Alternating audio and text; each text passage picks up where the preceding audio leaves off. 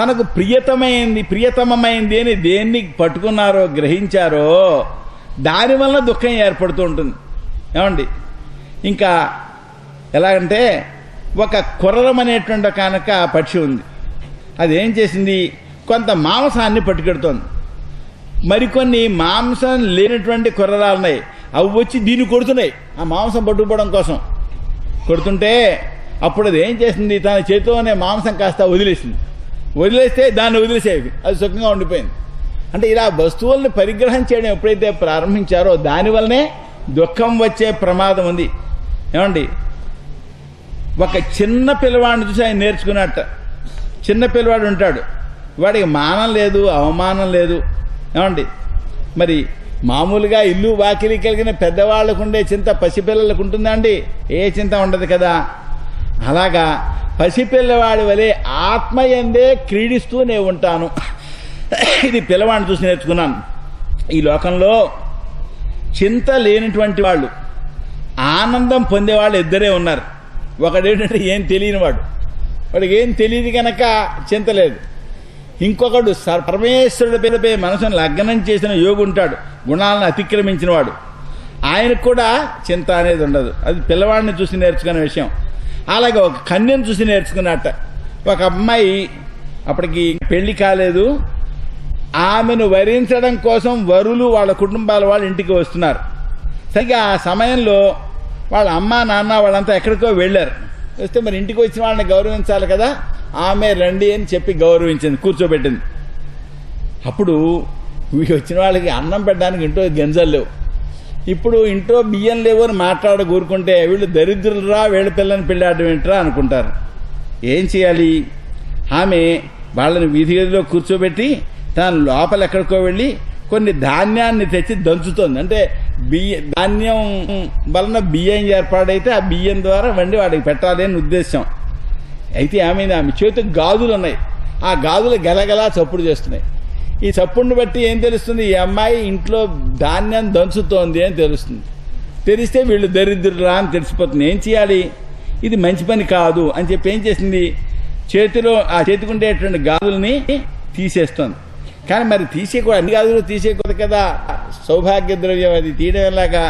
అందుకని 2 గాజులు అట్టే పెట్టి ఆ పైన మిగిలినవి తీసేసింది. అయినా సరే శబ్దం జరుగుతోంది. అప్పుడు ఏం చేసింది, ఒక్కొక్క గాజు మాత్రం చేతికి అట్టే పెట్టుకుని ఆ పైన దంచడం ప్రారంభించింది. ఇప్పుడు శబ్దం కలగలేదు. ఇది గొప్ప ఉపదేశం. ఏంటంటే చాలామంది ఒక చోట ఉన్నప్పుడు కలహం వస్తుంది, ఇద్దరు ఒక చోట ఉంటే కూడా సంభాషణ వస్తుంది. కనుక అంతర్ముఖంగా ధ్యానం చేయాలనుకున్నాడు, ఒంటరిగా ఉండాలి. ఇది నేను ఆ అమ్మాయి చూసి నేర్చుకున్నాను అంటున్నాడు. ధ్యానం చేసేవాడి విషయం ఇది. అయితే మరి భక్తి అయితే మాత్రం ఇద్దరు ఉండొచ్చు, కానీ వాళ్ళు ఎవరిని గురించో నిందిస్తుంటే అలాంటి మాటలు వినకూడదు. ఒక ఆయన ఓ రెడ్డి గారు ఉండేవారు. ఇప్పుడు సుందరయ్య గారిని ఒక ఆయన ఉన్నారు కదా, కమ్యూనిస్ట్ నాయకుడు, ఆయన సోదరుడు ఉండేవాడు. ఆయన కూడా బాగా భక్తుడట. ఈయన కమ్యూనిస్టు, ఆయన భక్తుడు. ఎవరైనా తన దగ్గరికి వచ్చి ఎవరన్నా నిందిస్తున్నారనుకోండి, ఆయన ఏం చేసేవాట, గబగబా లోపలికి వెళ్ళిపోయి 2 అగరవత్తులు వెలిగించేవాట. అగరవత్తు వెలిగిస్తే వీళ్ళకేమిటో అర్థం కాదు, ఏం లేదో దుర్వాసన వస్తుంది, అవి తొలగిపోవడం కోసం అగరవత్తులు వెలిగిస్తున్నాను అనేవాడు. ఏమిటి దుర్వాసన, ఇతరుల యొక్క నిందావాక్యాలే అన్నారు. అవతల సిగ్గుపడి ఇంకా నిందించడం మానేసేవారట. అంటే అలా ఇద్దరు ఉన్నప్పుడు కూడా అటువంటి ఇబ్బంది ఉంది. కానీ భగవద్భక్తులైతే మంచి విషయాలు చెప్పుకుంటే భగవంతుని గురించి ఇద్దరుంటే మంచిదే. కానీ ఒక్కళ్ళుంటే ధ్యానం చేసుకోవడానికి అవకాశం ఏర్పడుతుంది. అలాగే ఒక బాణాలు తయారు చేసేవాడిని చూసి ఆయన నేర్చుకున్నట్ట. ఏంటంటే ముని ఆసన జయాన్ని పొందాలి అంటే ఎంతసేపైనా ఒకే ఆసనంపై కూర్చోగలగాలి. ఎందుకంటే సమాధిలోకి వెళ్ళాడు అనుకోండి, ఓ ఆసనంపై కూర్చోలేకపోతే సమాధి కుదరదు, ధ్యానం కుదరదు. అంతేకాదు ప్రాణజయం కూడా కావాలి. ఎందుకంటే ప్రాణజయం వస్తే ఆ ప్రాణాన్ని లోపల శరీరంలో కొన్ని ధ్యాన స్థానాలు ఉన్నాయి, ధారణలో అని పిలుస్తారు యోగశాస్త్రంలో. శరీరంలో కొన్ని చైతన్య కేంద్రాలు, ఆ చైతన్య కేంద్రంలో మనసును అక్కడ ధారణ చేయాలి. మనసును ధారణ చేయాలంటే ఎలా శక్యం అవుతుంది, మనం చెప్పినట్టు వింటుందా? మనస్సు ప్రాణం రెండూ కలిసి ఉంటాయి. ఒకటి వశపడితే రెండోది వశపడుతుంది. కనుక ఈ ప్రాణాయామం చేసి కుంభక ప్రాణాయామంలో మనస్సుని ప్రాణాన్ని తీసుకెళ్లి శరీరంలో ఉండే చైతన్య కేంద్రంలో లగ్నం చేస్తారు. దాన్ని ధారణ అని పిలుస్తారు. ధారణా ప్రజ్ఞానాన్ మోక్ష. ఈ ధారణ చేయడం చేతనైతే వాళ్ళకి మోక్షం తర్వాత కలుగుతుంది అంటారు. ఏమండి, ఇప్పుడింతకి దానికి ఏకాగ్రత కావాలి. చాపల్యం కలిగి ఉంటే ఎలా శక్యమవుతుంది? కనుక ఒక బాణాలు తయారు చేసేవాడిని చూసి ఆయన నేర్చుకున్నట్ట. ఏం నేర్చుకున్నాడు? మనస్సుని ఒకచోటే నిలబెట్టాలి అని. ఆ బాణం తయారు చేసేవాడికి ఎంత ఏకాగ్రత ఉంటుందో. ఎందుకంటే వాడు ఈ బాణం తయారు చేస్తున్న సమయంలో పక్క నుంచి ఓ రాజుగారు వెళ్ళినా వాడికి తెలియలేదట. బేరీ బాంకరాలతోటి పెద్ద హడావుడిగా రాజు వెళ్ళినా ఆ బాణానికి కొన అగ్రభాగం బాగా పదునుగా ఏర్పాటు చేస్తున్న సమయంలో ఆ విషయాన్ని గమనించలే లేదట. ఆ ఏకాగ్రత తను చూసి నేర్చుకున్నాను అని అన్నారు. ఈ విధంగా మనసు ఏకాగ్రమైతే మనస్సులో ఉండే కర్మవాసనలు తొలగిపోతాయి. ఎందుకని దాన్ని భగవంతుడిపై పెడితే ఏమవుతుంది? నిప్పులో పదార్థం వేస్తే, బంగారం నిప్పులో వేస్తే దాంట్లో మాలిన్యం కాలిపోయినట్టుగా మనస్సుని భగవంతుడిపై లగ్నం చేస్తే దాంట్లో ఉండే దుర్వాసనలు, కర్మవాసనలు తగ్గిపోతాయి. ఏమండి, ఎప్పుడైతే సత్వగుణం వృద్ధి పొందిందో అప్పుడు రజోగుణం, తమోగుణం దూరం అవుతాయి. అప్పుడు మనస్సు దేన్ని ధ్యానం చేస్తున్నాడో ఆ ఆకారంలో ఉండిపోతుంది. ఇలా మనసు స్థిరమైతే అతనికి లోపల బయట కూడా తెలియకుండా పోతుంది. అది సమాధి స్థితి. మనం ఆ మహర్షి గురించి చెప్పుకుంటాం కదా, శమీకుడు. ఆ శమీకుడు అలా ధ్యానం చేస్తుంటే రాజు వచ్చి మంచినీళ్ళు అడిగినా తెలియలేదు, మెడలో పామేసినా కూడా తెలియలేదు. అటువంటి స్థితి ఏర్పడుతుంది. ఏకాగ్రత అనేది బాగా ఉంటాయి. వివేకానంద స్వామికి ఆ ఏకాగ్రత ఉంది అంటారు. ఎవరో ఒక గన్ తీసుకుని, తుపాకీ తీసుకుని బుడగలు కాల్చడం కోసం ప్రయత్నిస్తున్నారు పిల్లలు. ప్రయత్నిస్తుంటే వాళ్ళకి కాల్చడం చేతనవట్లేదు. నేను కాలుస్తానండి నా తుపాకీ తీసిన వాడు ఆయన గబగబగబా ఆ బుడగలన్నీ పేర్చేసేట. మీకు బాగా వచ్చనమాట విద్య అంటే, నాకు ఇదేం రాదు కానీ ఏకాగ్రత ఉంది నాకు, దానివలన శక్యమైంది అని చెప్పాడు. కానీ ఏకాగ్రత అనేది సాధన చేయాలి, దానివలన సిద్ధిస్తుంది. ఏమండి, సర్పాన్ని నుండి చూసి కూడా నేను నేర్చుకున్నాను అని చెప్పాడు. ఒకతడు ఓ ముని ఒంటరిగా ఉండాలి, ఇల్లు లేకుండా ఉండాలి. ముని అయినటువంటి వాడు, సాధకుడైన వాడు తన యొక్క ప్రవర్తన, తన సదాచారం, తన సాధన ఇది ఇతరులకి కనబడకుండా జాగ్రత్త పడుతుండాలి.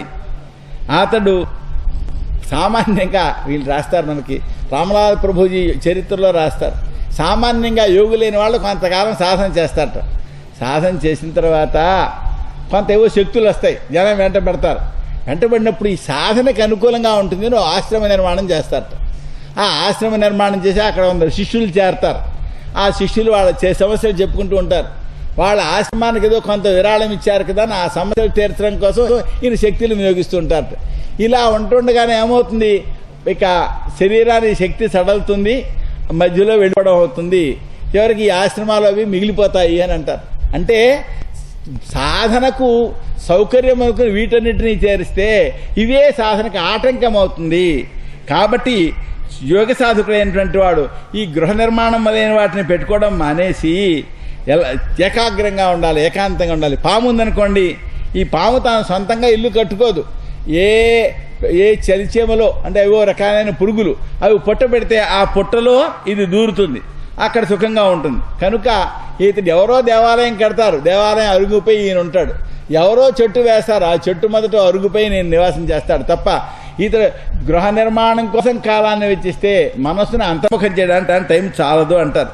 ఏమండి, పెద్ద యోగులైన వాళ్ళకే ఇలాంటి పనులు పెట్టుకుంటే అంతర్ముఖంగా చేయడానికి కాలం చాలదనుకుంటుంటే మరి గృహస్థాశ్రమం ఉండేవాళ్ళు బోల్డు పనులు మనకి. ఏది ఇల్లు, వాకిలి, పిల్లలు, ఎన్ని సమస్యలు. ఇన్ని సమస్యల్లో మరి టైం చాలదని వేరే చెప్పాలా? కనుక ప్రయత్నపూర్వకంగా మన అంతర్ముఖం కావడానికి, భగవద్ధ్యానం చేయడానికి కాలం వినియోగించాలి, అలవాటు చేసుకోవాలి. ఆయన అవధూతేంద్ర సరస్వతి స్వామి అంటారు, నా దగ్గరికి వచ్చి కొందరు చెప్తారు, నేను ఖాళీగా ఉన్నప్పుడు భగవన్నామం చేస్తుంటాను అని. ఇది పద్ధతి కాదు. భగవన్నామం చేయడం కోసం కొంతకాలం మీరు కేటాయించుకోవాలి. అప్పుడే భగవద్ అనుగ్రహం పొందడం శక్యమవుతుంది. సముద్రంలో కెరటాలు ఆగడం ఎలా శక్యం కాదో గృహస్థులకు ఖాళీగా ఉండడం అనేది శక్యమే కాదు. కనుక కాలం దానికోసం కేటాయించుకోవాలి అని చెప్తారు. కనుక పామును చూసి ఇది నేర్చుకున్నాను అని చెప్పారు. ఆయనకు ఒక సాలీడు కూడా నేర్పిందట. ఏమిటంటే సాలీడు తనలో నుంచి దారాన్ని తీసి గూడు పెట్టి, ఏమండి అది ఏర్పాటు చేస్తుంది. దారం పెట్టడానికి దానికి వేరే పదార్థాలు ఏం లేవు, తనలో నుంచి వచ్చే పదార్థమే అది. అలాగే భగవంతుడు తన మాయ చేత ఈ లోకాన్నంతని ఇప్పుడు సృష్టిస్తాడు. ఈ సాలీడు మళ్ళీ దాన్ని మింగేయడం కూడా మింగేయగలుగుతుందట. అలాగే భగవంతుడు మళ్ళీ తనలో ఉపసంహరించుకుంటాడు. ఈ విషయాన్ని నేను సాలీడుని చూసి నేర్చుకున్నాను అని చెప్పారు. ఏమండి, అంతేకాదు ఆయన భగవంతుడు ఒకడే, ఆయనే అంతకీ ఆధారం, ఆయనలో నుండే ప్రకృతి ఏర్పడింది. మోక్షస్వరూపుడు ఆయనే పరమానంద స్వరూపుడు. ఏమండి, కనుక ఆయనేందే సృష్టి, ఆయనేందే లయమవుతున్నట్టుగా మనకి సాలీడు ద్వారా వెల్లడవుతుంది. ఈశ్వరునకు 3 గుణాలతో కూడిన మాయ ఉన్నది. ఈ మాయ కాలం చేత క్షోభిస్తుంది. క్షోభించేటప్పుడు దాని నుండి మహత్తత్వం బయలుదేరుతుంది, మహత్తత్వం నుండి అహంకారం బయలుదేరుతుంది. అలాగే ఈ విశ్వం అంతా ఏర్పడుతుంది. ఏమండి, దీంతో సంసారం ఏర్పడుతుంది. ఇది ప్రపంచం యొక్క పుట్టుక. ఏమండి, మళ్ళీ తనలోనే లీనమవుతుంది. భగవంతుడిలోనే చివరి ప్రళయకాలంలో లీనమవుతుంది అన్నమాట. ఈసారి పేషస్కృతు అనేటువంటి పురుగును చూసి నేర్చుకున్న విషయం చెప్తున్నారు. పేషస్కృతు అనేటువంటి ఒక పురుగు ఏం చేస్తుంది, ఒక చిన్న పురుగును తెస్తుందట. ఒక కీటాన్ని తెచ్చి అది గోడలో చిన్న కన్నం దగ్గర దాన్ని నిలబెట్టి దాని చుట్టూ గిరగిరగిర తిరుగుతూ ఒక రకమైన ధ్వని చేస్తుంటుంది. ఆ చిన్న పురుగు అమ్మో ఇది ఎక్కడ పొడి చేస్తుందో ఏం చేస్తుందో దానికేసే చూస్తూ ఉంటుంది కంగారుగా. ఇలా చూస్తూ ఉండగా కొంతసేపు అయ్యేటప్పటికీ ఆ పురుగు కాస్త ఈ పేషస్కృతి అనేటువంటి పురుగుగా మారుతుందట, ఆ చిన్న పురుగు. ఏమండి, అలాగే వ్యక్తి తాను పరమేశ్వరుని యొక్క రూపాన్ని ధ్యానం చేయగా మనస్సు ఆ రూపాన్ని ధరిస్తుంది. ఏ వస్తువుని ధ్యానం చేస్తే ఆ రూపాన్ని ధరిస్తుంది. ఇప్పుడు భరతుడు ఏమయ్యాడు, భరతుడు ఆ లేడి పిల్ల మీదే మనసు పెట్టుకున్నాడు, లేడే కూర్చున్నాడు. ఏమండి, కనుక ఏ రూపాన్ని ధ్యానం చేస్తే ఆ రూపాన్నే పొందుతారు. ఇది మరణకాలంలో తప్పనిసరిగా జరుగుతుంది. ఎందుకంటే స్వామి చెప్తాడు భగవద్గీతలో, యం వాపి స్మరన్ భావం త్యజత్యంతే కళేవరం తంతమేవ ఇది కౌంతేయ సదా తద్భావభావిత అని చెప్పారు. కాబట్టి అదే భావన చేయడం వలన ఆ రూపాన్ని కలిగే అవకాశం ఉంటుంది. అందుకే భక్తులైన వాళ్ళు తన ఇష్టదైవాన్ని భావన చేస్తుంటే ఇష్టదైవం రూపం వస్తుందంట. ఆ ప్రభుదత్త బ్రహ్మచారి వారు నల్ల కృష్ణుడిని భావన చేస్తుండేవారు, శ్యామసుందరుని. ఆయన రూపం నల్లబడిపోయింది, నల్లగా తయారయ్యాడు. మొదట అలా ఉండేవారు అని చెప్పలేదు, కానీ తర్వాత మాత్రం అటువంటి రూపం వచ్చింది. ఒక ఆయన విఘ్నేశ్వరుని నిరంతరం ధ్యానం చేస్తున్నట్ట. ఆయనకు తొండం బయలుదేరింది. ఎలా బయలుదేరింది అంటే అదే రూపం. శరీరం అనేటువంటి ఒక వృక్షానికి మనస్సు విత్తనం. ఈ మనస్సు లోపల నిరంతరం ఏది భావన చేస్తుంటే అదే శరీరంలో కూడా ఏర్పడుతూ ఉంటుంది అని. కాబట్టి ఈ దేహి ఏం చేయాలి, ఎక్కడెక్కడ మనసు లగ్నం చేస్తే ఆయా స్వరూపాన్ని పొందుతాడో నేను నేర్చుకున్నాను. ఈ గురువుల వలన నేను నేర్చుకున్నాను. ఏమండి, చివరికి నా శరీరం కూడా నా గురువుగానే విద్య నేర్పింది అంటున్నారు ఆయన. ఈ శరీరం ఉందనుకోండి, ఇది విరక్తిని వివేకాన్ని కలిగిస్తుందట. ఎలాగా, జననం మరణం 2 ఉన్నాయి శరీరానికి. ఏమండి, ఈ విషయం గ్రహించినట్లయితే ఏమవుతుంది, ఇది మన సొంతం కాదురా, ఇది ఇతరుల కోసమే అవుతుంది అని అర్థమవుతుంది. ఇతరులకే ఉపయోగపడేది. శరీరం ఎవరికి ఉపయోగపడుతుంది, అగ్నిలో పడేస్తే భస్మం అవుతుంది. అది అగ్నిలో పడేయకుండా అలా ఉంచేస్తే పురుగులు పడతాయి. ఏ కుక్కలు నక్కలు ఉన్నాయని కూడా ఆహారంగా ఆరగిస్తాయి. ఎవరికి అవుతుందో తెలియదు. కనుక ఈ శరీరం పైనే తనకు ఆధిపత్యం లేదు, అది ఇతరుల కోసమో అని అర్థమవుతుంది.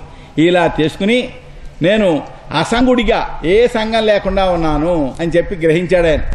అంతేకాదు, మనుష్యుడు ఏ ప్రియాన్ని పొందడం కోసం భార్య పుత్రులు అందరినీ పోషిస్తాడో ఆయుర్దాయం అంతమయ్యేటప్పటికి అందరినీ వదిలి వెళ్ళిపోతాడు. ఈ దేహంలో కూడా జిహ్వా మొదలైన అనేక ఇంద్రియాలు ఉన్నాయి. ఇవి ఏం చేస్తుంటాయి, నాలుక నాకు పలానా పదార్థం కావాలి అంటుంది, చెవి పాట కావాలి అంటుంది, ముక్కేదో గంధం కావాలి అంటుంది, సుగంధం కావాలంటుంది, చర్మ మంచి స్పర్శ కావాలి, అనుకూలమైన స్పర్శ కావాలంటుంది. కనుక ఇవన్నీ ఎలాంటివంటే సవతుల వంటివి. అనేక మంది భార్యలు ఉంటారనుకోండి, భార్యలు ఒక ఆవిడ నాకు ఇది కావాలంటుంది, ఒక ఆవిడకి ఇల్లు కొంటే నాకు ఇల్లు కావాలంటుంది, ఒక ఆవిడ ఫ్రిడ్జ్ కొంటే నాకు కావాలంటుంది, రెండో ఆవిడ. ఇద్దరికీ అన్ని అతను అందించలేక కొత్త ఆడిపోతుంటాడు. అయ్యో పొరపాటున ఇంతమందిని కట్టుకున్నాను అనుకుంటాడు. అలాగా మనం కూడా అనేకమైన ఇంద్రియాల యొక్క కోరికలు తీర్చలేక విలువలు అడిపోతూ ఉంటారు. కాబట్టి వాటి పట్ల ఆసక్తిని తగ్గించుకోవాలి. ఇప్పుడు ఈశ్వరనిష్టని చెప్తున్నారు. బ్రహ్మదేవుడు ఎన్నో రకాలైన జీవరాశులను సృష్టించాడు. చెట్లు, పశువులు, పక్షులు, కీటకాలు, ఎన్ని శరీరాలు. ఆయనకు తృప్తి కలగలేదు. అప్పుడు మానవ శరీరాన్ని నిర్మాణం చేసి ఆయన సంతోషాన్ని పొందాడు. ఎందుకంటే మానవుడు బ్రహ్మదేవుని యొక్క సృష్టిని గురించి తెలుసుకోగలడు. అబ్బా, బ్రహ్మ ఎంత విచిత్ర సృష్టి చేశాడు అని మనిషికే తెలుస్తుంది, మిగిలిన జీవరాశికి తెలియదు. కనుక ఆయనకి సంతోషం కలిగింది. మానవ శరీరం ఎప్పటికొచ్చింది? ఎన్నో 44 లక్షల జీవరాశులు ఉన్నాయంటారు. 44 లక్షలు అంటే ఈ జన్మ ఎన్నవది అంటే 4 లక్షల జీవరాశులు ఉన్నారంటారు. అంటే 3,99,999 రాశుల కంటే తర్వాత లభించింది మానవ జన్మ. అంటే మొత్తం మనమంతా కలిపి అన్ని రకాల అన్ని వర్ణాలు, అన్ని జాతులు, అన్ని ప్రపంచంలో ఉన్న అందరూ కలిపి ఒక రాశి. అలాంటివి 4 లక్షల జీవరాశులు ఉన్నాయి అంటారు. కనుక చిట్ట చివరి లభించింది మానవ శరీరం. ఇది లభించి కూడా పురుషార్థాన్ని పొందడం మానేస్తే మృత్యువు నోట పడితే ఏం ప్రయోజనం చెప్పండి? మిగిలిన జీవరాశుల్లాగే మరణం పొందితే. కాబట్టి మోక్షం కోసం ప్రయత్నం చేయాలి తప్ప విషయభోగాల కోసం ప్రయత్నం చేయకూడదు. విషయభోగాలు అన్ని జీవరాశుల్లోనూ ఉంటాయి. ఏ జీవరాశికైనా, ఏ కృమి కీటకాలకు కూడా ఆ విషయభోగాలు మనకున్న భోగాలు వంటివే. అంటే మనం మన ఆహారాన్ని తింది అని ఎలా తృప్తి పడతామో వాటి ఆహారాన్ని తిని అవి అలాగే తృప్తి పడతాయి. కానీ విషయభోగాల కోసం మానవ జన్మే అక్కర్లేదు. ఏదో ఈ విధంగా వైరాగ్యాన్ని పొందిన వాడిని, అహంకారం లేకుండా సంఘాన్ని వదిలిపెట్టి ఈ భూమిపై సంచారం చేస్తున్నాను. ఒక గురువు వలన స్థిరమైన సమృద్ధమైన జ్ఞానం కలగదు. అద్వితీయమైన బ్రహ్మను వేదాలు అనేక విధాలుగా గానం చేశాయి. అందుకోసం ఎంతమంది గురువుల ద్వారా గ్రహించాను అని చెప్పారు. ఇక అదంతా ఎవరు చెప్తున్నారు? కృష్ణ భగవానుడు ఉద్ధవుడికి చెప్తున్నాడు. దత్తాత్రేయుడు కూడా కృష్ణ అవతారమే కదా, విష్ణుమూర్తి అవతారమే కదా. తన అవతారాన్ని తాను ఉదాహరణగా చూపించాడు. ఉద్ధవా, దత్తాత్రేయ స్వామి ఆ యదువుకి చెప్పి యదువు నమస్కారం చేస్తే సంతోషించి అక్కడి నుంచి వెళ్ళిపోయాడు. కనుక ఈ యదువు మన వంశంలో వాడే పెద్దవాడు, ఎవరో పరాయివాడు కాదు, మన పూర్వీకుడు. కాబట్టి ఆ యదువు అవధూత మాట విని సర్వసంగాల్ని వదిలిపెట్టి సమమైన మనస్సు కలవాడాడు అన్నారు. ఇది శ్రీమన్ మహాభాగవతే నవమోధ్యాయ. శ్రీకృష్ణార్పణమస్తు. శ్రీమద్ గురుచరణారవిందాభ్యాన్ నమః. హరయే నమః. భగవానుడు చెప్తున్నాడు, మయోద్రేష్వహితః స్వధర్మేషు మదాశ్రయ వర్ణాశ్రమ కులాచారం అకామాత్మ సమాచరేతు. ఉద్ధవా, నేను చెప్పినటువంటి ఈ ధర్మాలయందు ఏకాగ్రభావం కలవాడై కోరిక లేకుండా మంచిది కావాలండి చాలా ఇంకా వస్తాయి.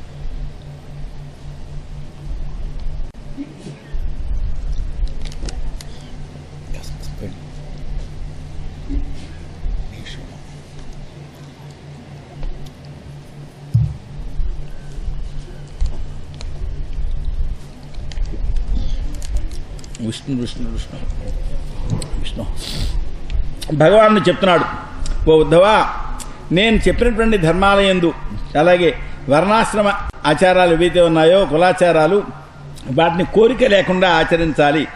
విషయాలయందు ఆసక్తి కలిగిన దేహులు ఈ విషయ పదార్థాలు సత్యాలు అనుకుని ఎన్నెన్నో ప్రారంభిస్తుంటాను పనులు చేయాలని. తాను చేసిన పనుల వలన విపరీతమైన వ్యతిరేక ఫలం వస్తుంటుంది. తనకేదో అనుకూల ఫలం కావాలి అని పని ప్రారంభిస్తారు. ఆ పని వల్లనే వ్యతిరేక ఫలం వస్తుంది. ఏం చేయగలుగుతారు చెప్పండి? అంతేకాదు, ఒకడు నిద్రపోతూ ఉన్నాడు, కల వచ్చింది, కలలో ఎన్నో పదార్థాలు కనబడ్డాయి. ఏమండి, తీరా మెడుకు వస్తే అవేం లేవు. అలాగా తన మనోరథాలు విఫలం అవుతూ ఉంటాయి. ఆత్మయందు ఇంద్రియాల చేత ఏమండి ఎన్నో రకాలైనటువంటి ఆలోచనలు చేసినా అవి ఏం ఫలించక చివరికి దుఃఖం కలుగుతూ ఉంటుంది. కనుక వ్యక్తి నాయందే ఏకాగ్రభావం కలవాడై ఆసక్తి లేకుండా కర్మాచరణ చేయాలి. ఆసక్తి లేకుండా అంటే వాటిపై ప్రేమ పెంచుకోకుండా కర్మాచరణ చేయాలి. శాస్త్రం చెప్పిన కర్మ చేయాలి. అంతే తప్ప కోరికలతో కర్మ చేయకూడదు. భగవద్ అనుగ్రహం కావాలి అనుకునేవాడు ఆత్మ విచారణ చేయాలి, తన స్వరూపం ఏమిటి అని. ఏమండి, అయితే ప్రత్యేకించి అహింస మొదలైనటువంటి నియమాలను సేవిస్తూ ఉండాలి. ఏమండి, యథాశక్తిగా సేవించాలి. అంతేకాదు, ఈ శాంతుడుగా ఉండి యమాల యందు ఎక్కువ ఆసక్తి పెంచుకోకూడదు. శాంతిగా ఉండి గురువుని సేవించాలి. సేవకుడు ఆచరించవలసిన ధర్మాలు చెప్తున్నారు. అహంకారం ఉండకూడదు, ఆలస్యం ఉండకూడదు, గురువు యందు దృఢమైన భక్తిభావం ఉండాలి, మనసుకి వ్యగ్రత ఉండకూడదు, సత్యం పలకాలి. మరి ఆధ్యాత్మిక సాధన చేసేవాళ్ళు ఇల్లు మొదలైన వస్తువుల యందు ఉదాసీన భావంతో ఉండి, ఏమండి, ఆత్మను అంతటా దర్శిస్తున్న వాళ్ళై గురువుని సేవిస్తూ ఉండాలి. స్థూలం సూక్ష్మం దేహాలున్నాయి. ఈ రెండు దేహాల కంటే ఆత్మ వేరు. ఆత్మ ద్రష్ట. అగ్ని ఉంటుంది, ఓ కర్ర పైన అగ్ని మండుతోంది. ఈ మండుతోని విషయం ఎలా కనబడుతుంది మనకి? అగ్ని ద్వారానే కనబడుతుంది. ఇంతకీ కట్టె కంటే వేరుగా అగ్ని ఉన్నది. అక్కడ అగ్ని పైన మంట వస్తోంది. ఆ అగ్ని, ఆ వెలుతురులోనే మనం ఆ కట్టెను మంటను చూస్తున్నాం. అదేవిధంగా లోపల ఉండేటువంటి ఆత్మచేతనే ఈ శరీరాన్ని, బయటి ప్రపంచాన్ని కూడా చూస్తూ ఉన్నాము. అగ్ని కట్టెల్లో ప్రవేశించినా, ఏమండి, అగ్ని మాత్రం నశించదు. ఏమండి, అయితే మనకేమనిపిస్తుంది? ఆ కట్టె కూడా కట్టె నశిస్తున్నట్టే అగ్ని కూడా నశిస్తుంది అనిపిస్తుంది. అదేవిధంగా శరీరం కంటే ఆత్మ వేరుగా ఉన్నా తత్వజ్ఞానం లేకపోతే ఈ శరీరం యొక్క లక్షణాలు, శరీరం పుట్టింది ఆత్మ పుట్టింది అనుకుంటాం, శరీరం నశించింది ఆత్మ నశించింది అనుకుంటాం, అటువంటి భావాలు కలుగుతాయి. ఈ మాయాగుణం అనేది ఈశ్వరునది. దాని చేత ఈ దేహం నిర్మించబడింది. దీనివల్ల మనకి సంసారం ఏర్పడింది. వాస్తవానికి ఈ జీవుడు శరీరం కంటే వేరైన వాడు. ఏమండి, అందువలన ఈ విచారణ చేసినట్లయితే, దేహంలో ఉండే ఆత్మను గ్రహించినట్లయితే దేహం సత్యం కాదు అనే విషయాన్ని గ్రహించడం కుదురుతుంది. గురువు వలన అవిద్యను తొలగించేటువంటి విద్యను పొందాలి. చూడండి, దీనికి ఒక ఉపాసన ఉంది. ఇది వేదంలో చెప్పిన ఉపాసనే. మనకి భాగవతంలో ఎన్నో ఉపాసనలు చెప్పారు. అవన్నీ వేదాల్లో ఉన్న ఉపాసనలే కనుక వాటిని చేస్తుంటే మనస్సుకి శుద్ధి కలుగుతుంది. ఇక్కడ ఒక ఉపాసన చెప్తున్నారు. అరణి అని ఒక కర్ర ఉంటుంది. ఆ అరణులు 2 తీసుకొచ్చి వాటిని గట్టిగా మథిస్తారు. యజ్ఞాలు చేసినప్పుడు మీలో చూసే ఉంటారు కొందరు. ఆ మథిస్తే అగ్ని పుడుతుంది. ఆ మథించేటువంటి అరణి యందు చేసే భావన చెప్తున్నారు. ఇక్కడ అరణులు 2 ఉన్నాయి. పై అరణి ఒకటి, కింద అరణి ఒకటి.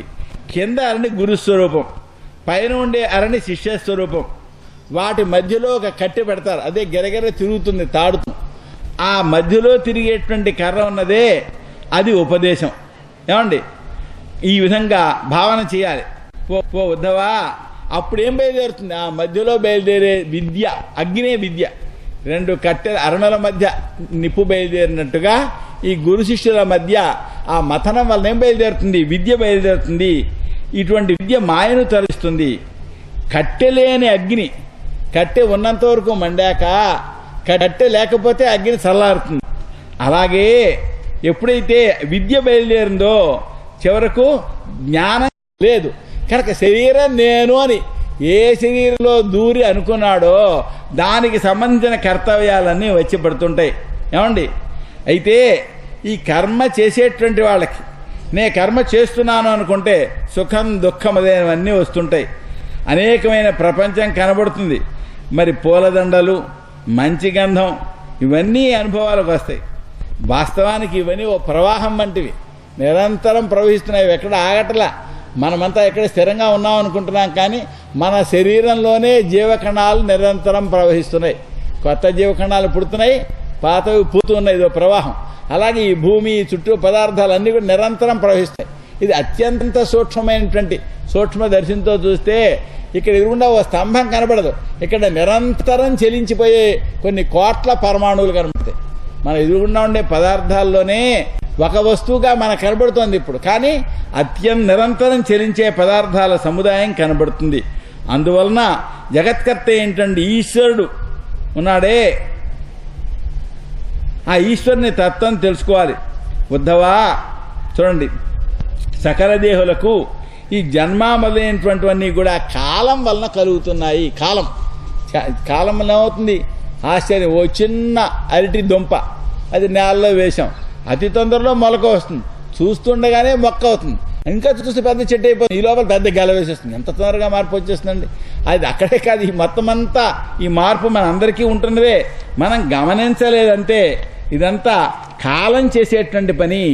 ఈ కర్మల్ని చేసేటువంటి వాళ్ళు ఉన్నారే, వాళ్ళు సుఖాలని దుఃఖాలని అనుభవిస్తారు. ఇంత నేను చేశానండి అంటారు. నేను ఇంత చేస్తే ఎవరు గుర్తించలేదండి, ఎవరు పట్టించుకోవటలేదండి, నాకు తగిన ఆదరణ లభించట్లేదు, ఇలా బెంగపడుతుంటారు చాలామంది, ప్రతిదానికి బాధపడుతుంటారు. చూసారా, కర్తృత్వం వచ్చేప్పుడు బాధ వస్తుంటుంది. ఏమండి, నిజానికి కర్తృత్వం మనదే, మన స్వాతంత్ర్యం ఉందా, ఏం కావాలంటే అది చేసేయగలమా? అలా మనం కావాలనుకున్నది జరిగిపోతే ఈ క్షణంలో దేశానికి మేమే ప్రధానమంత్రులు అయిపోవాలి అనుకుంటారు. ఎక్కడవుతుంది? స్వాతంత్ర్యం లేదండి.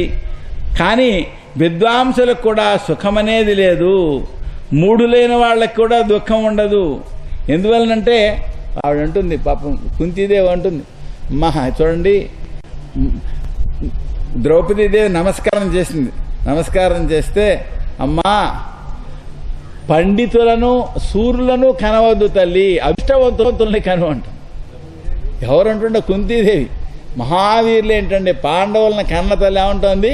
పండితులను సూర్యులను కనవద్దు తల్లి, అదృష్టవంతులను కను. ఎందుకని? మా అబ్బాయిలు మహాపండితులు మహాసూర్యులు, కానీ అడవుల పాలయ్యారు, లాభం ఏమిటి? కనుక అదృష్టవంతుల్ని కను తల్లి అంటుంది. కనుక ఎవరికీ దుఃఖం తప్పదండి అహంకారం వలన. విద్వాంసులకు కూడా సుఖం లేదు. మూడు లేని వాళ్ళు కూడా దుఃఖం పొందకుండా ఉంటారు. ఏమనుకుంటారు? మేము చాలా నిపుణులమైన వాళ్ళము, మాకు దుఃఖాలు రావు అనుకుంటారు తప్ప అది నిజం కాదు. మాకు సుఖం వస్తుంది అనుకుంటారు తప్ప అది కూడా నిజం కాదు. ఈ అహంకారం వృథా. కాబట్టి సుఖానికి దుఃఖానికి, సుఖం కలగడానికి దుఃఖం కలగడానికి కారణాన్ని గ్రహించలేరు. ఏమండి, అసలు వ్యక్తులు చేయవలసిన పని అంటే ఏ పని చేస్తే మృత్యువు రాదో దాన్ని గ్రహించాలి, మృత్యువును జయించే ఉపాయం తెలుసుకోవాలి. కాబట్టి ఈ వ్యక్తిని ఏం సుఖపెడుతుంది, ఏది సుఖపెట్టలేదు, మృత్యువు దగ్గరే ఉన్నది. అసలు వ్యక్తి పుట్టడానికి పూర్వమే ముందర మృత్యువు బయలుదేరుతుందట. అనుక్షణం అప్పటి నుంచి చివరి వరకు మృత్యు వెనాడుతుంటుంది. ఎప్పుడు మింగేద్దామా అని. వాడు అజాగ్రత్తగా ఉంటే అపమృత్యువు పేరుతో మింగేస్తుంది, వాడు చాలా జాగ్రత్తగా ఉంటే చెట్ట చివరి కాలమృత్యువు పేరుతో గ్రసిస్తుంది. అందుకనే అంటారు, అసలు మృత్యువు ఒకటైతే అపమృత్యువులు 100. ఎప్పుడెప్పుడో అనేక కారణాలు మనం వచ్చే అవకాశం ఉంది. ఏమండి, కాబట్టి వధస్థానానికి తీసుకెళ్ళబడినటువంటి వాళ్ళు ఉంటారు. వాడికి ఏం సుఖం కలిగిస్తుంది చెప్పండి? వధస్థానాన్ని తీసుకెళ్ళబడిన వాడి దగ్గర తీసుకువెళ్ళి, నాయనా నీకు అమ్మాయిని ఇస్తాను, నీకు 1000 ఎకరాల భూమిని ఇస్తాను అంటే ఇస్తారు. సరే, వాడికి మరింత దుఃఖం కలుగుతుంది. అయ్యో నీ అమ్మాయిని పెళ్లి చేసుకోవడం కుదరదే, అయ్యో ఈ భూమిని అనుభవించడం కుదరదే అని దుఃఖం కలుగుతుంది. ఎందుకంటే ఒక క్షణ చంపేస్తున్నారు, ఏమిస్తే ఉపయోగం ఉంటుంది చెప్పండి? అదేవిధంగా వెంట అనుక్షణం మృత్యువు ఉన్నది అని గుర్తు పెట్టుకుంటే ప్రాపంచిక విషయాల పట్ల ఆసక్తి ఉండదు, అది గ్రహించాలి. ఏమండి, మనం స్వర్గం మొదలైన విషయాలు వింటుంటాం, ఈ భూలోకంలో ఎన్నో రకాలైన వాటిని చూస్తూ ఉంటాం. ఏమండి, కానీ వీటిని ఎందుకు కోరడం, ఎవరితోనో స్పర్ధ పెట్టుకోవడం, ఎవరినో చూసి ఈర్ష్యపడడం, వీటి వలన వస్తువు నశించడం, ఇవన్నీ కూడా సుఖాన్ని కలిగించే అంశాలు కావు. మనం ధర్మాచరణ చేస్తుంటాం అనుకోండి, ధర్మానికి కూడా విఘ్నాలు వస్తాయి. విఘ్నాలు వస్తే మనం సక్రమంగా అనుష్ఠించడం ఎలా కుదురుతుంది? ఏమండి, కాబట్టి కోరిక లేకుండా ధర్మాన్ని ఆచరించినట్లయితే దానివలన ప్రయోజనం ఉంటుంది. యజ్ఞాలు చేసేవాడు ఉంటాడు, అతడు ఏం చేస్తాడు? యాజ్ఞికుడు దేవతల్ని ఆరాధింపజేస్తాడు. దేవతలను ఆరాధిస్తే స్వర్గం వస్తుంది. స్వర్గం లోపల ఏవో భోగాలు ఉంటాయి, వాటిని అనుభవిస్తారు. అక్కడ మంచి విమానాలు ఉంటాయి, మంచి శ్రేష్టమైన వస్త్రాలు ఉంటాయి, వాటిని ధరించి దేవతల మధ్యలో గంధర్వులు గానం చేస్తుంటే విమానం ఎక్కడికి కావాలంటే అక్కడికి తీసుకుపోతూ ఉంటుంది. అప్పుడు దేవతల ఉద్యానాల్లో హాయిగా ఆనందిస్తుంటాడు. ఏం హాయి! హఠాత్తుగా పుణ్యం అయిపోతుందండి, నిన్నటారు పెద్ద గొడవ. భూలోకంలో ఇంకా కొన్ని ఇబ్బందులు ఉన్నాయి మనకి. ఇబ్బందుల వలన ఓసారి కాకపోతే ఓసారైనా కాస్త వైరాగ్యం కలుగుతుంది, భగవంతుడిని స్మరించాలి, పూజించాలి అనిపిస్తుంది. ఈ దేవలోకంలో తంతేమిటి, మన పుణ్యం ఎంత ఉందో అంత పుణ్యం అనుభవించేయడం. అంతా అనుభవించేశాక పుణ్యం అయిపోయాక పడేయండి రా అంటారు. పడేయండి అంటే ఇంకేం చేస్తాం? ఇక్కడంటే సాధన చెబుతారు. అయ్యామీళ్ళు ఉన్నాడు, యమదూతలు వచ్చారు, భయపడ్డాడు, తర్వాత కొంతకాలం బతికాడు, భగవంతుని స్మరించాడు, చివరికి పుణ్యలోకాలని పొందాడు. అక్కడ అవకాశం లేదే. క్షీణే పుణ్యే మర్త్యలోకం విశంతి పుణ్యమైన ధామంతో చేస్తారు పడిపోవడమే. కనుక అక్కడికి వెళితే ఏదో మనం సుఖపడతాము అనుకోవడానికి ఏమాత్రం అవకాశం లేదు. అయినా మహానుభావుడు యయాతి చాలా పుణ్యాలు చేసేసాడు. చాలా పుణ్యాలు చేస్తే పుణ్యాల ప్రభావం వలన ఓ లోకం నుంచి మరో లోకానికి వెళ్ళిపోవాట. బ్రహ్మలోకానికి నుంచి ఇంద్రలోకానికి, ఇంద్రలోకానికి నుంచి వరుణ లోకానికి వెళ్ళిపోతుండేవాడు. దేవేంద్రుడు కనబడి, అబ్బాయి ఎంత పుణ్యం చేసావయ్యా, నువ్వు ఏ లోకం కావాలంటే ఆ లోకానికి వెళ్ళిపోతున్నావు అంటే, నేను చేసిన పుణ్యాలు చాలా ఉన్నాయి, నేను చేసిన పుణ్యాలు దేవర్షులు కానీ బ్రహ్మర్షులు కానీ ఎవరూ చేయలేదు అన్నాడు. పూర్ణి అంత పెద్దవాళ్ళని కూడా నువ్వు ఇలానావా, ఇంత ఇలా అన్నం వల్ల నీ పుణ్యం పోయింది పడు అన్నారు. డామని పడిపోయాడు. అదేంటిదా అంత పుణ్యం ఏంటి, ఈ పడిపోవడం ఏంటి? ఇది పరిస్థితి చూసారా. కనుక ఎప్పుడు పడిపోతాడో తెలియదు. ఇటువంటి స్థితిలో అధర్మస్థుడైనటువంటి పురుషుడు ఇంద్రియాలకు వశుడై, స్త్రీలకు వశుడై ఇతర జీవుల్ని హింసిస్తూ ఎన్ని దుఃఖాలు పొందుతాడో. పశువులను శాస్త్ర ప్రకారం శాస్త్ర ప్రకారం ఒకప్పుడు పశుహింస చేయడం జరుగుతుంది. కొందరు ప్రేతాలని భూతాలని కూడా ఉద్దేశించి యాగాలు చేస్తుంటారు. శాస్త్రానికి తప్పి కోరికలతోనే కనుక చేసినట్లయితే ఏమవుతుంది, ఆ పైన వాడు మళ్లీ జన్మ మొదటి నరకాలు కడతారు. నరకాల్లో దుఃఖాలు అనుభవించాక ఆ పైన చెట్లు అవుతాడో చేమ అవుతాడో తెలియదు. కనుక ఈ దేహం వలన దుఃఖాలు భవిష్యత్తులో అనుభవించవలసిన కర్మల్ని చేస్తే మళ్ళీ దేహం వస్తుంది. ఇలాగా మానవదేహం ధరించిన వాడికి సుఖం ఏముంటుంది చెప్పండి.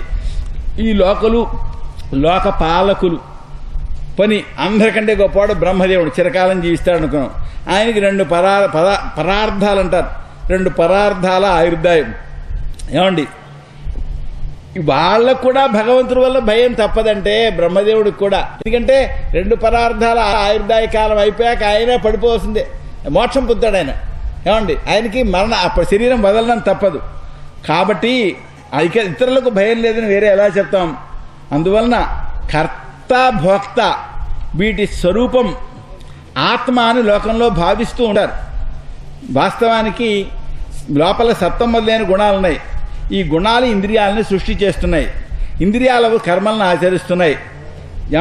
జీవుడు ఇంద్రియాలతో కూడిన వాడే కర్మఫలాలను అనుభవిస్తున్నాడు. కాబట్టి ఈ జీవునకు ఈ గుణవైషమ్యం వలన అనేకత్వం కలుగుతున్నది.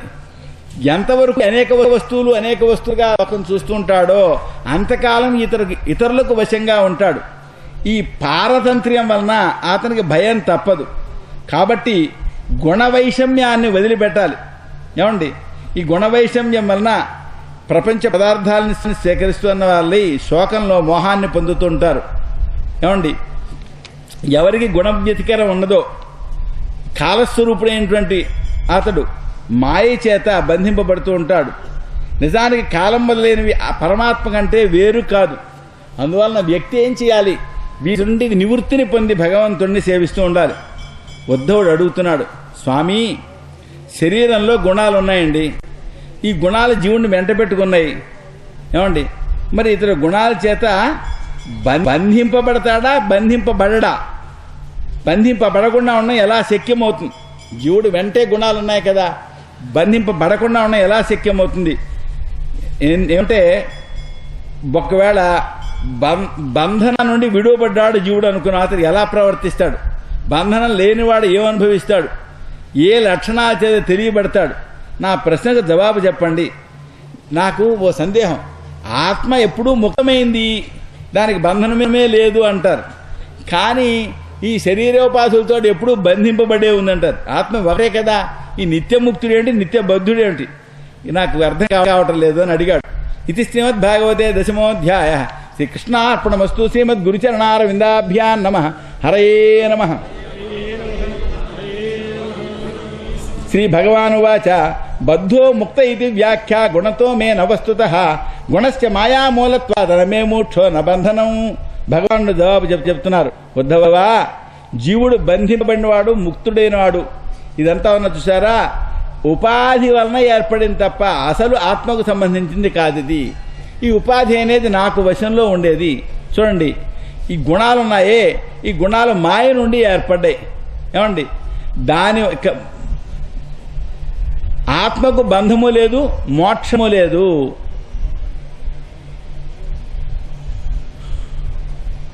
శోకము, మోహము, సుఖము, దుఃఖము, దేహం యొక్క ఉత్పత్తి, ఇవన్నీ కూడా మాయ చేత ఏర్పడుతున్నాయి. సంసారం కూడా మాయ చేత ఏర్పడేదే. ఇప్పుడు ఒక స్వప్నం ఉన్నది. స్వప్నం ఉన్నట్లయితే స్వప్నం ఎలా ఏర్పడుతోంది అంటే, కలలో ఆ బుద్ధిలో ఏం కనబడుతోంది? తాను, మిగిలిన ప్రపంచం అంతా కనబడుతోంది. ఇది వివర్తము అని అంటారు. బుద్ధిలో రకరకాల లక్షణాలని కనబడుతుంటాయి. కలలో ఎలా అన్ని కనబడుతున్నాయో నిజ జీవితంలో కూడా ఆ విధంగానే కనబడుతూ ఉంటాయి. ఉద్ధవా, ఈ శరీరాన్ని ధరించిన వాళ్లకు విద్య, అవిద్య ఇవన్నీ నా మాయ చేత నిర్మించబడ్డాయి. ఇవి నా శక్తులు. ఇవేం చేస్తుంటాయి? విద్య చేత మోక్షం ఏర్పడుతుంది, అవిద్య చేత బంధం ఏర్పడుతుంటుంది. ఎంతకాలం అవిద్య ఉందో అంతకాలం బంధం ఉంటుంది. నేను విద్యను ప్రసాదిస్తే అప్పుడు మోక్షం ఏర్పడుతుంది.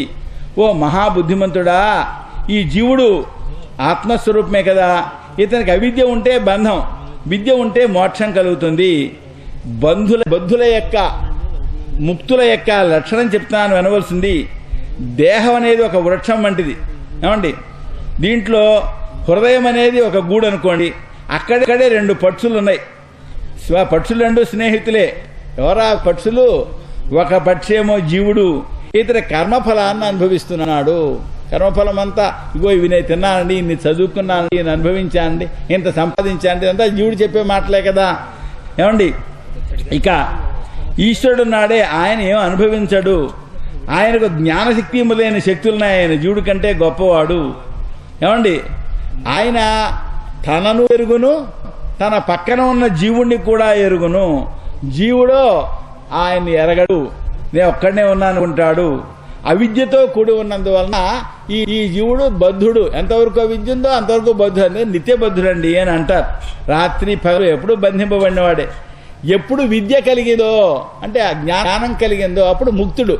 ఆ జ్ఞానం కలిగినప్పటి నుంచి ముక్తుడే, అప్పుడు నిత్యముక్తుడు అని అంటారు. కనుక ఎవడు నిత్యబద్ధుడో పూర్వం అతడే ఇప్పుడు నిత్యముక్తుడవుతున్నాడు. ఈ ముక్తుడు శరీరంలో ఉన్నా శరీరంలో ఉన్నట్టు కాదు.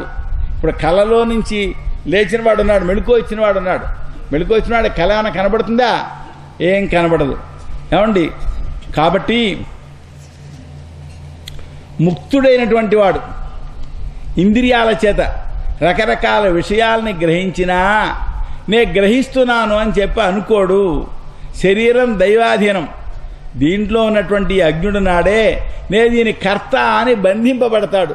ఇది విచిత్రం. అజ్ఞానం వల్ల బంధన ఏర్పడుతుంది. ఎవడో కత్తి పట్టుకుని ఎవడో పొడుద్దాం అనుకున్నాడు. పొడుద్దాం అనుకుంటే తీరా కత్తి పెట్టబడి అక్కడ తీరా ఏమైంది? చీకటి ఏర్పడింది. మళ్ళీ వెళ్తూ వచ్చేప్పటికి అక్కడ పొడవబడున్నాడు. నేనే పొడిచాను అనుకుంటున్నాడు వీడు. ఇదో భ్రాంతి.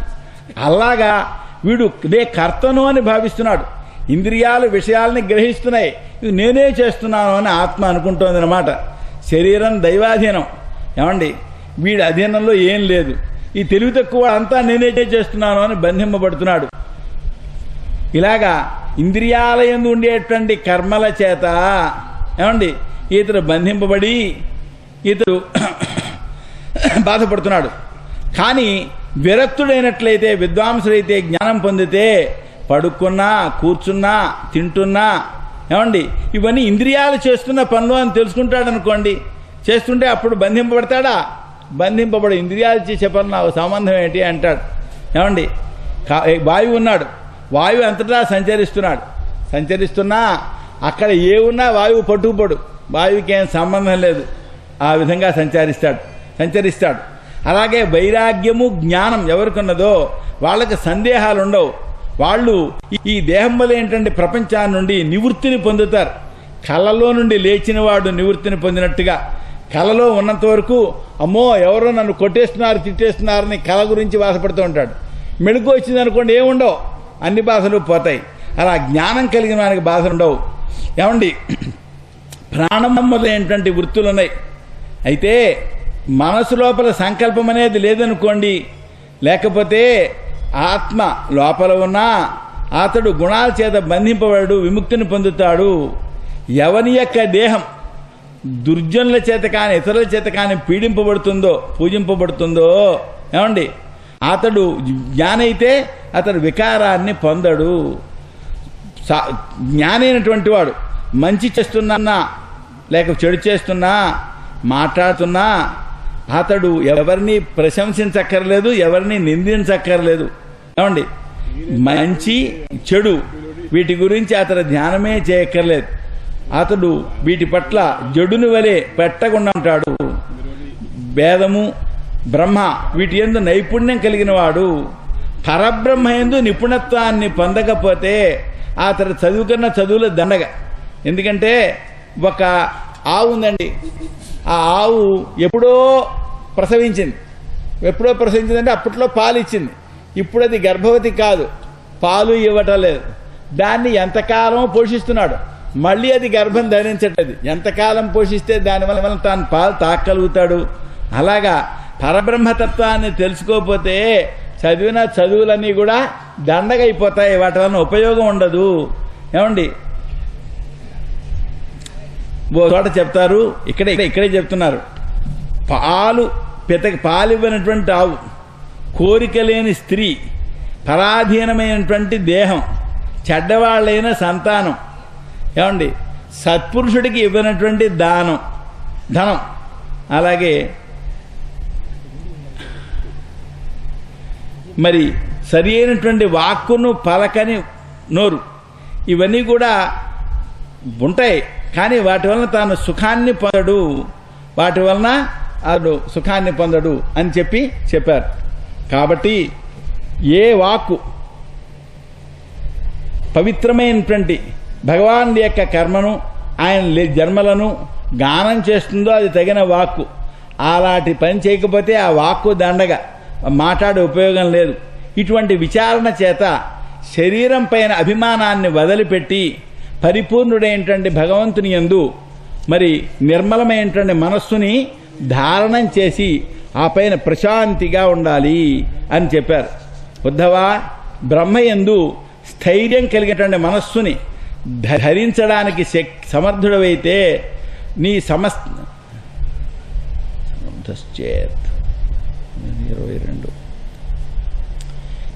సమర్థుడు కాకపోతే, పరబ్రహ్మయందు మనస్సును లగ్నం చేయలేకపోతే నువ్వు చేసిన అన్ని కర్మల్ని నాకు సమర్పించు.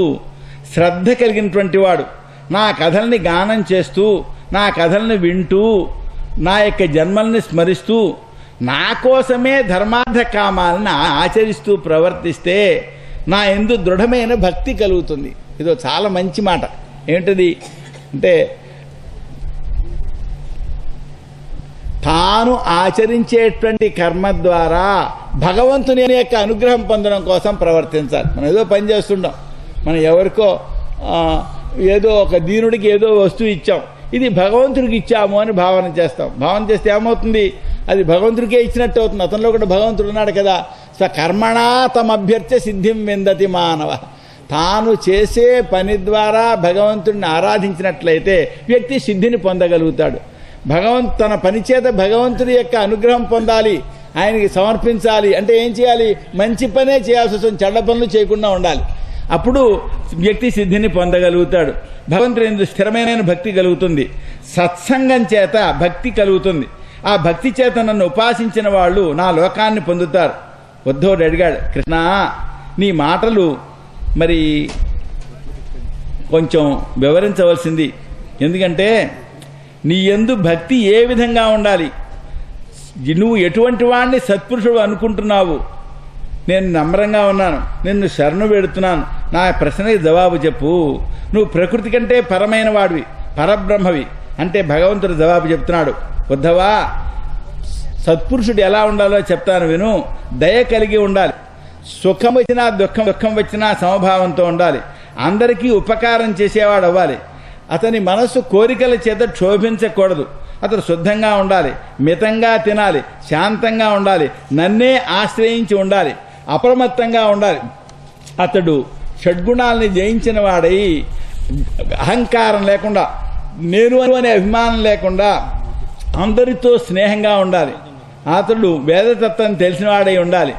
ఇలాంటి గుణాలని కలిగి ఉండాలి. మరి దోషాలను కూడా తాను ఏ దోషాలు కలిగి ఉండకూడదో వాటిని కూడా తెలుసుకోవాలి, వాటిని వదిలిపెట్టాలి. అలా ఎవడు నన్ను సేవిస్తాడో అతడే ఉత్తముడు. నేను ఎటువంటి వాడినో, ఎలాంటి వాడినో, ఎంత వాడినో నన్ను తెలుసుకుని నన్ను ఎవరు సేవిస్తారో వాళ్ళు భక్తులందరిలోకి కూడా గొప్పవాళ్ళు, వాళ్ళు మాన్యులు. భక్తి యొక్క లక్షణం చెప్తున్నారు. నా యొక్క ప్రతిమ, నా భక్తులు వీళ్ళని చూచి అర్చించడం, ఏమండి మరి వాళ్ళే నా యొక్క గుణాలని, నా యొక్క లీలల్ని వాటిని స్మరించడం, కీర్తించడం, నా కథల్ని వినడంలో శ్రద్ధ, నన్ను ధ్యానం చేయడం, తనను నాకు సమర్పించుకోవడం బలిచక్రవర్తిలాగా, ఏమండి. అంతేకాదు నా యొక్క జన్మ, నా యొక్క లీలలు వీటిని చెప్పడం, తాను వినడం, చెప్పడం. ఇప్పుడు జన్మాష్టమి మొదలైన పర్వకాలాలు వస్తాయి. జన్మాష్టమి, కృష్ణ జయంతి, అలాంటప్పుడు మరి అనుసరించి అప్పుడు చేయవలసినటువంటి కార్యాలు చేయడం. ఆ సమయంలో మందిరంలో మరి పాటలు, వాద్యాలు మొదలైన పెట్టి ఉత్సవాలు చేయడం. ప్రతి సంవత్సరం వచ్చేటువంటి పర్వకాలాలు ఉంటాయి. అప్పుడు పూలదండలు మొదలైనవి సమర్పించడం, ఏకాదశి మొదలైన వ్రతాలని ఆచరించడం, నా యొక్క దేవాలయం కట్టడంలో శ్రద్ధ, నన్ను పూజించడంలోను, మరి పూజకు ఉద్యానం కావాలి కదా, ఉపవనం, అలాంటి ఉపవనాలు ఏర్పాటు చేయడంలోను శ్రద్ధ, ఏమండి. తనకు సామర్థ్యం లేకపోతే ఇతరుల చేత చెప్పి అటువంటి పుణ్యకార్యాలు చేయించడం. అంతేకాదు దేవాలయం తొడవడం. అదేంటి తొడవడం? ఎవరో మామూలు పని మనుషులు చేసే పని, నేను చేసే పనా అనుకోకూడదు. అలాంటి పనులు కూడా చేయాలి, ఏమండి. మరి సమ్మార్జనం, అనులేపనం, ఇక్కడ మరి సున్నమ్మలేను పూయడం, అంతేకాదు అక్కడ శుభ్రంగా కడగడం, అక్కడ ముగ్గులు పెట్టడం, ఇలాగ దాసుని వలె నా మందిరానికి కూడా సేవ చేయడం అంటున్నారు. దీన్నే మనకి ఈ కృష్ణదేవరాయల వారు రాస్తారు ఆముక్తమాల్యదలో. ఆ విష్ణుచిత్తుడనే ఆయన్ని ఎక్కడో తన యొక్క ధర్మాన్ని గురించి వాదించమని వెళ్ళమంటాట భగవంతుడు. వాదించమంటే ఆయన జవాబు చెప్తాడు. ఏమని? గృహ సమ్మార్జనమో, జలాహరణమో, శృంగార పల్యంకిక వహనంబు. నేను స్వామి మీ మందిరం ఓడమంటే ఊరుస్తాను, నీకు కావాలంటే మంచినీళ్ళు తెస్తాను, నువ్వు ఊరేగుతా అంటే నేను పల్లకి మీద తీసుకెడతాను.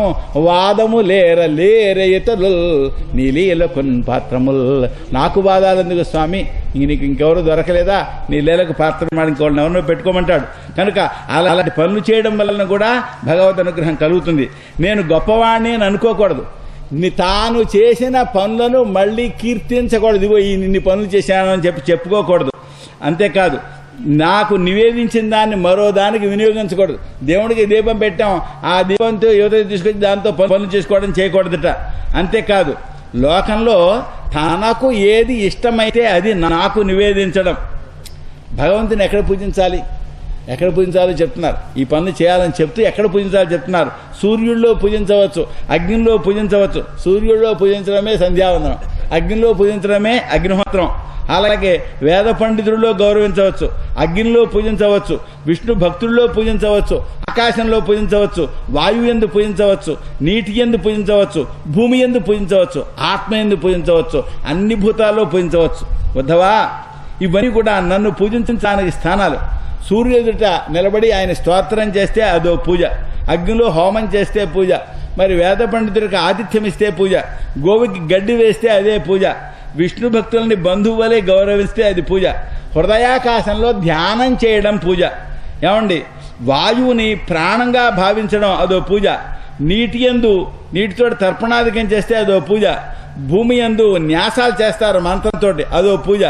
అలాగే దేహం ముందు ఏవో దేహంతో అనుభవిస్తూ ఉంటాం కదా, అనుభవిస్తే లోపల స్వామికి సమర్పిస్తున్నామంటే అది పూజ అవుతుంది. సకల భూతాల యందు సమభావంతో ఉంటే అది ఒక పూజ అవుతుంది. ఈ స్థానాల్లో నా రూపాన్ని భావించాలి. శంఖం చక్రం మొదలైన వాటితో కూడినవాడు, చతుర్భుజాలు ధరించినవాడు అయినటువంటి ఆ భగవంతుడిని అర్చించాలి. ఇష్టకర్మలు పూర్తకర్మలు అంటాయి. ఆ కర్మను ఆచరించి ఆయన ఆరాధించాలి. ఇలా ఎవరు చేస్తారో వాళ్ళు భక్తిని పొందుతారు. ఓ ఉద్ధవా, భక్తి యోగము సత్సంగం అనేది లేకుండా సంసారాన్ని దాటడానికి మరొక ఉపాయం లేదు. ఇప్పుడు మనం చేసే పని అదే. ఇది భక్తి యోగం, సత్సంగం. ఇది 7 రోజులు ఇది సత్సంగం. ఇటువంటి సత్సంగం లేకుండా సంసారం దాటడానికి ఉపాయం లేదు. ఈ రహస్యాన్ని నేను నీకు చెప్పాను. ఇది అందరికీ చెప్పే మాట కాదు, ఇది నిజంగా గోప్యం. అయినా నీకు చెప్తున్నాను. నువ్వు నాకు సేవకుని వంటి వాడివి. నువ్వు నాకు భృత్యుని వంటి వాడివి, స్నేహితుడివి, మంచి హృదయం కలవాడివి. కాబట్టి నీకు చెప్పాను అని చెప్పారు. ఇది శ్రీమద్ భాగవతే ఏకాదశోధ్యాయ. శ్రీకృష్ణార్పణమస్తు. శ్రీమద్ గురుచరణారవిందాభ్యాం నమః. హరయే నమః.